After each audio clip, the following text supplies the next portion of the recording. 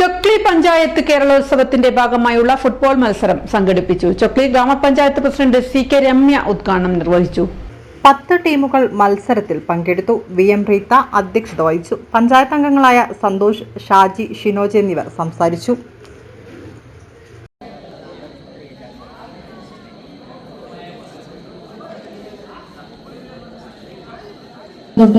ദേശീയ തലം വരെയുള്ള ഒരു മത്സര പരിപാടിയാണ് കേരളോത്സവം എന്ന് പറയുന്നത്.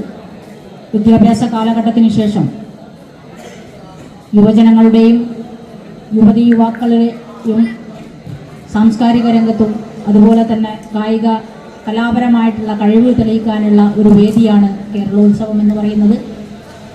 എല്ലാ വർഷവും നടത്തിവരുന്ന ഈ കേരളോത്സവം വളരെ വിപുലമായിട്ടുള്ള, അതിൻ്റെ അന്തസത്ത ചോർന്നു പോവാത്ത രീതിയിൽ ക്ലബ്ബുകളുടെ ഒരു പ്രയത്നം അല്ലെങ്കിൽ അവരുടെ ഒരു സ്വീകാര്യത നമ്മളെ ഓരോ കേരളോത്സവത്തിലും നമ്മൾ പറയാറുണ്ട്.